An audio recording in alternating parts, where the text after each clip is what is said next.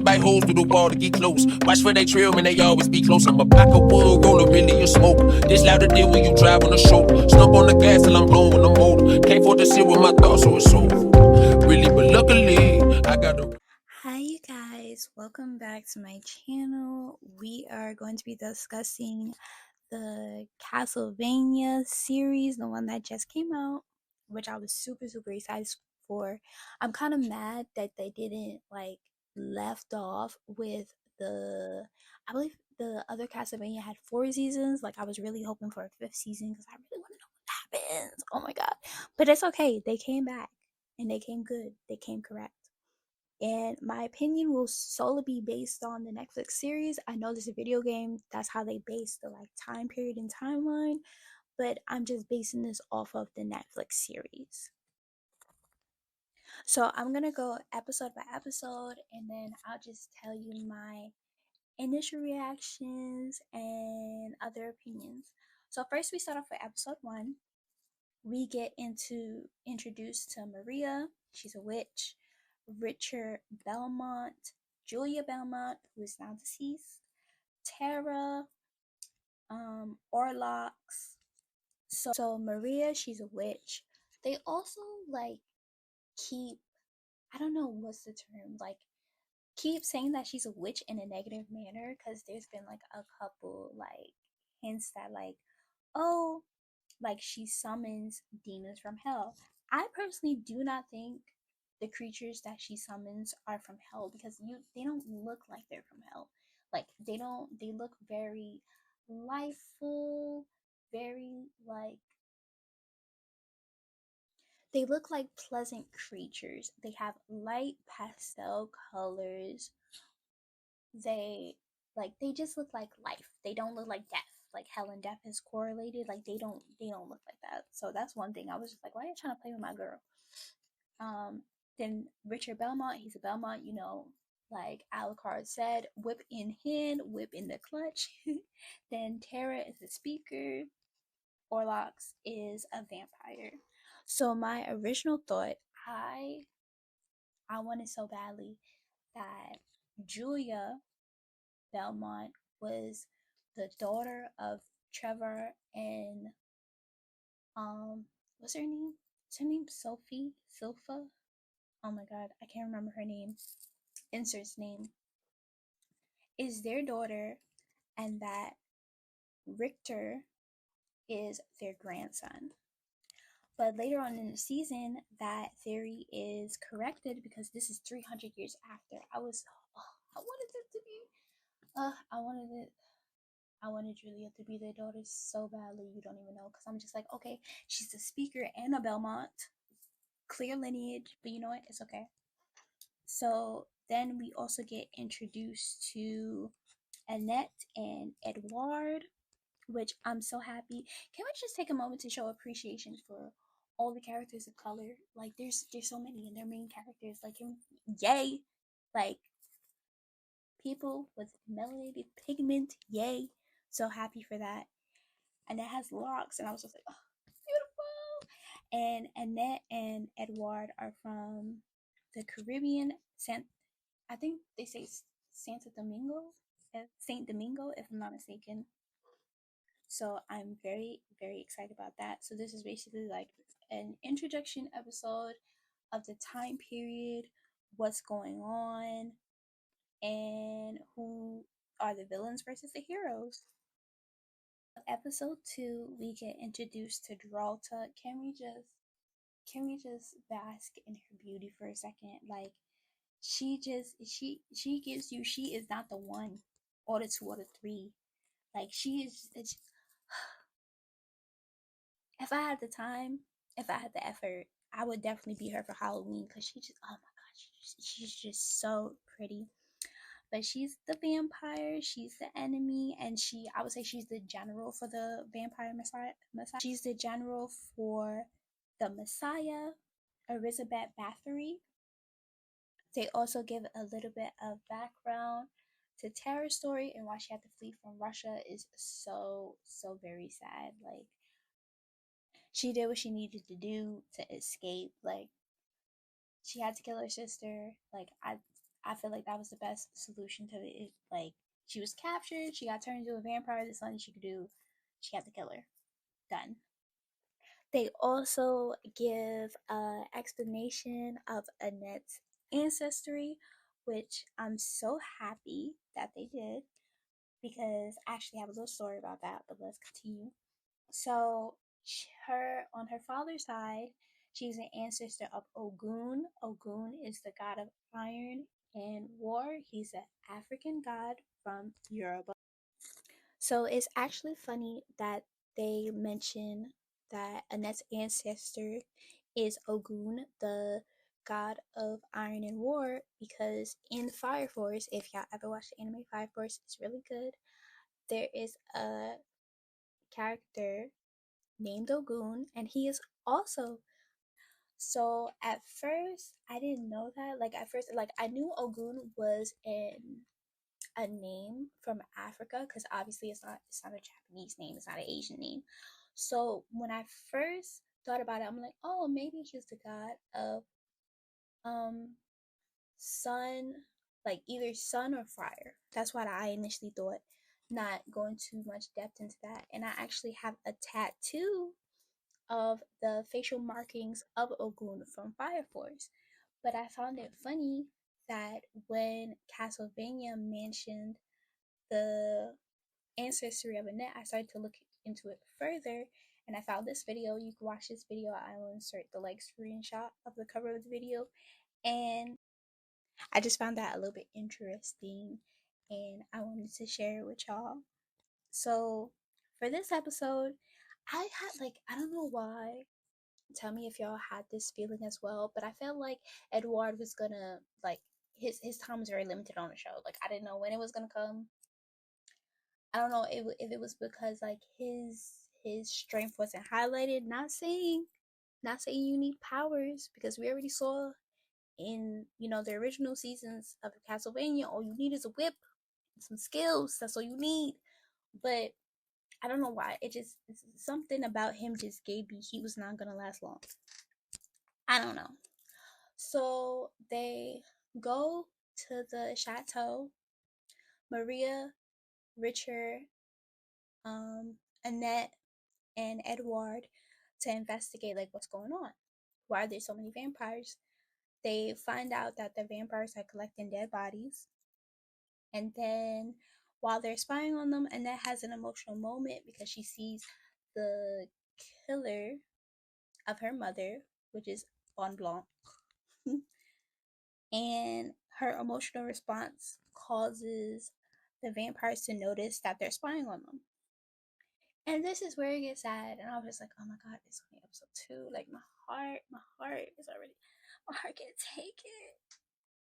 So the vampires and the night creatures capture and kill Edward while they were escaping from the chateau, and my heart broke. Like when I say my heart broke, I was like, it's only episode 2. It's only fucking episode 2. And then you keep watching the scene, you see where they're taking the dead bodies. This, once again, we see, do not trust a priest, do not trust a religious person in power. We see it every single time in Castlevania. Do not trust these men. Every single time. Like, why can't there be an actual man of God who literally lives by the word? It's stressful. So by episode 2, I was pissed and I was sad at the same time. Like I did. Upset was not even a word. I was enraged. And at the end, we saw that Edward got turned into a night creature, which I was very sick. He's a very like a handsome night creature. Like he don't look too bad. He could have been. How to be giving up a nice creature. Sometimes they look a little fucked up, but like he doesn't look too bad. I was like, all right. And as already mentioned, we learned that the abbot is the forge master, which is such a huge contradiction. But we're gonna get into that later. We're gonna get into it. Now, episode 3, we have Anette's backstory, which is how she was born a slave and the spirituality aspects and how she met Edward. I also find it like not suspicious. What's the word? I guess we're gonna label it as interesting. I find it interesting that they chose to include this. I know it's based upon a game and whatnot, but it's I'm gonna just say it's very interesting that they went with this route of showing how slavery affected Annette, her spirituality, her training under Cecile, her learning more about African deities and gods. So I just find it very interesting that they included it in the show. I'm happy that they did. Then we also see in this episode Orlok's meeting Mizark.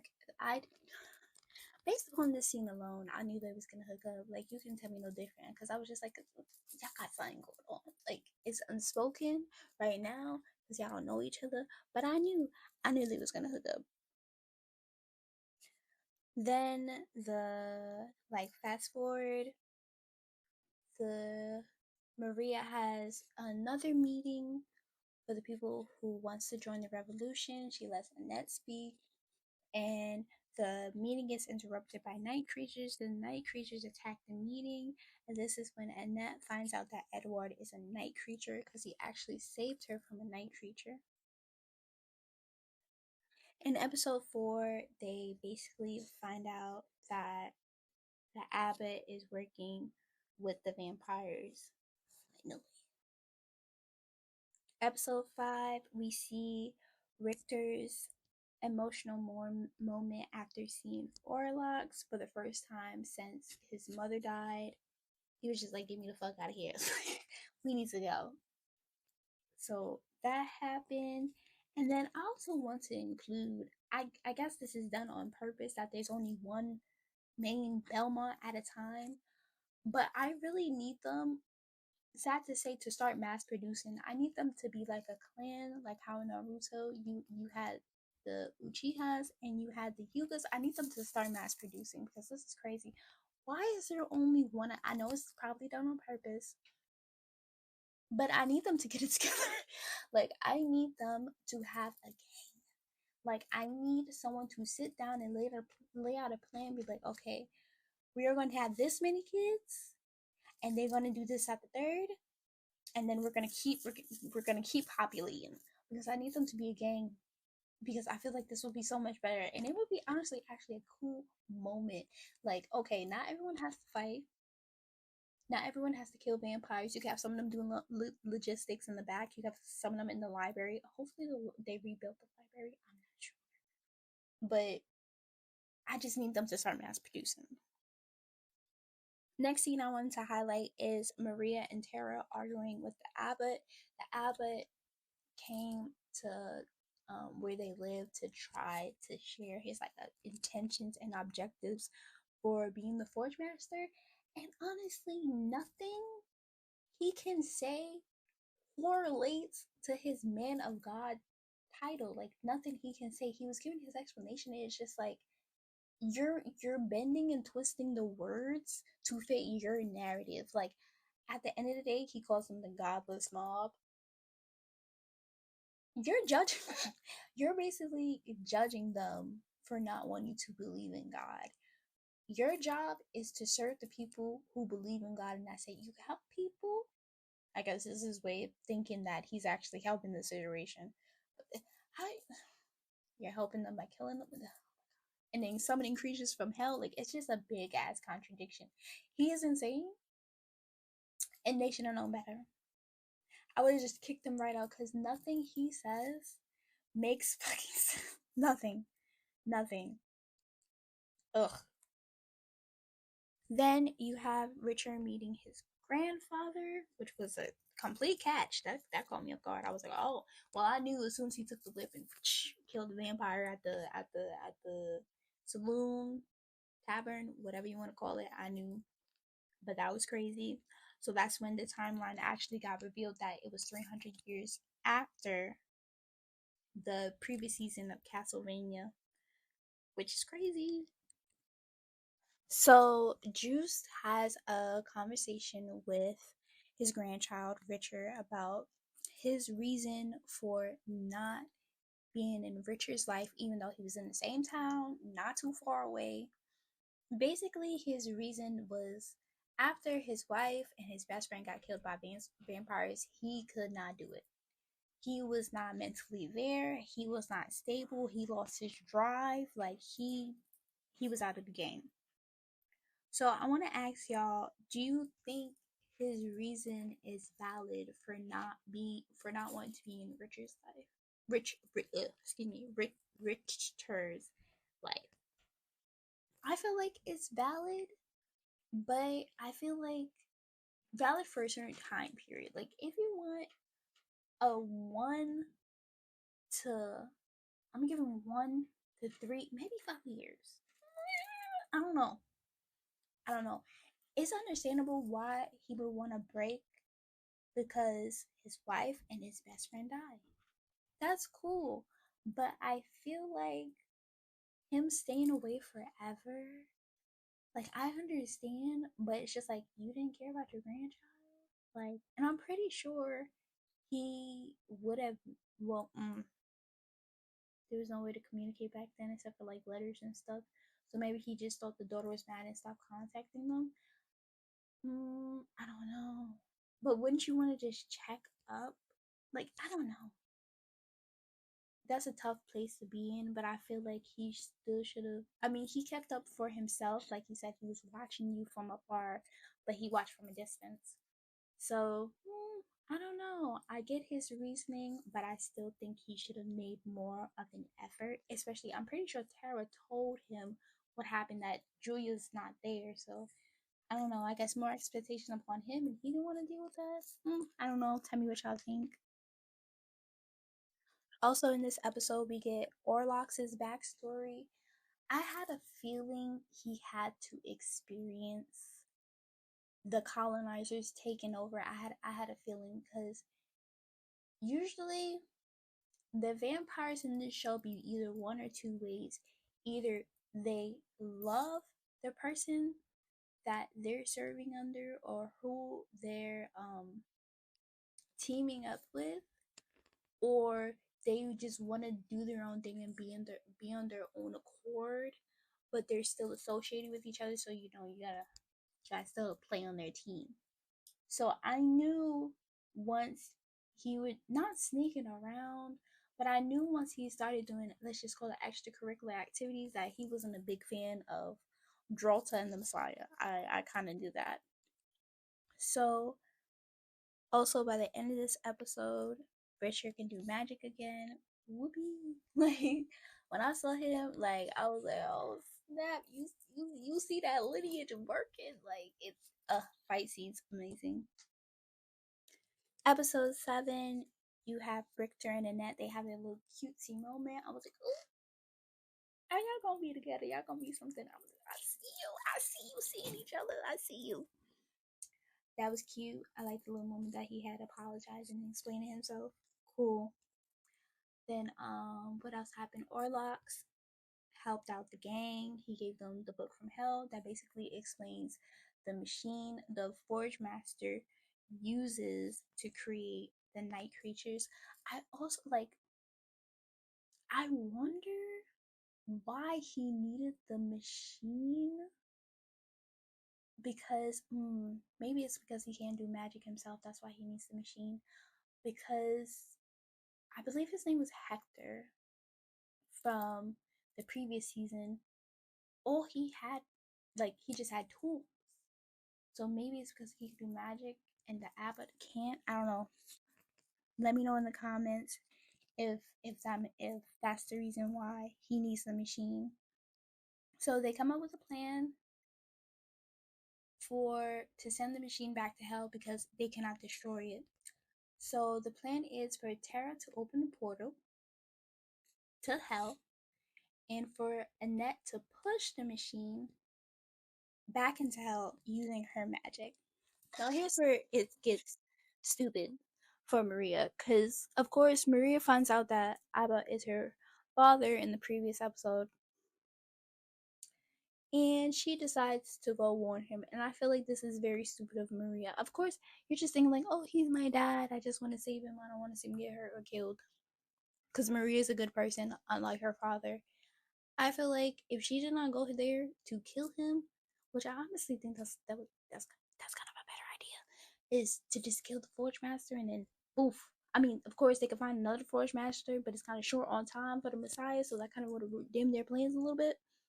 But her going back to warn him, like, she should have brung some backup, because he already showed you that one, he's not a man of God. Two, he's a liar. Three, he's a killer. Like, no, just no. Meeting him alone was just a bad idea. I understand her perspective on wanting to save her father, but that was just a bad idea. And now we come to the final episode, which is episode 8. There's only like 8 to 10 episodes per season of this, which I feel like they could give us 13. Like, you know, just slide a couple more episodes in there. I'm being greedy, whatever, just slide them in. But I would say the episode, okay, so my friend, excuse my cat.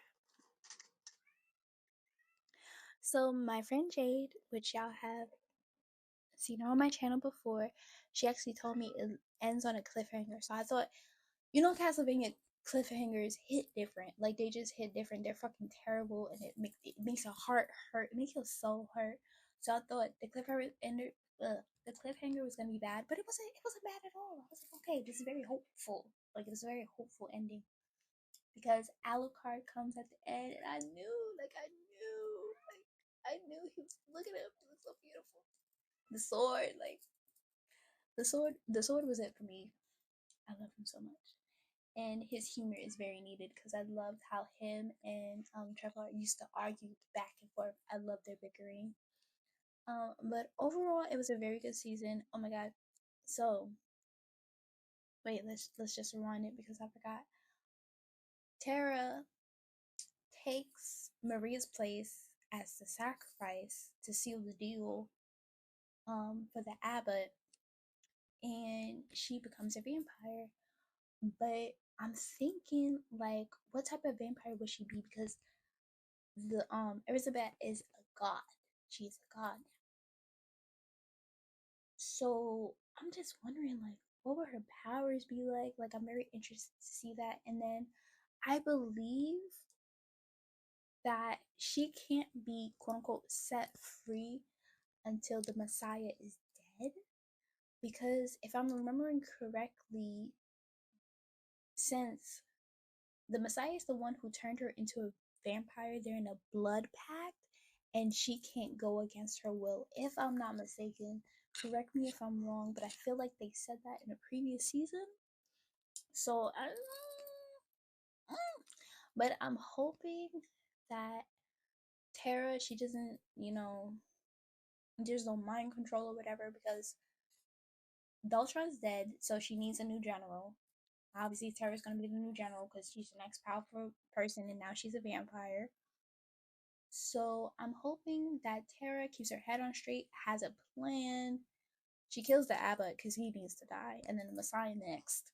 So I'm very hopeful for next season. I can't wait for it to drop. I feel like this was a very good layout of episodes. Like, I feel like the storytelling was on point. I love the characters. I love the timeline. I'm a little bit upset that Edward died.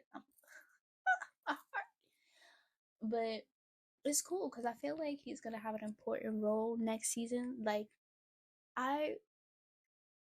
they briefly mentioned that some of the night creatures have consciousness, but they didn't really go into depth. But now, since we see that Edward has his consciousness in his old life, like his memories of his old life, and we see that Shaq also has too, I think he's gonna start a little, like, revolution for the night creatures. Like, I feel like that's coming next. Let me know. But thank y'all so much for watching this video, and I'll see you next time. I'm a pack of wood, roll a million of smoke. This louder deal when you drive on the shoulder. Stomp on the gas till I'm blowing the motor. Can't afford to sit with my thoughts, so it's over. Really, but luckily, I got a real one, she butt with me. Shawty, she yellow, yeah, keep me on my toes, stay mellow, she deserve a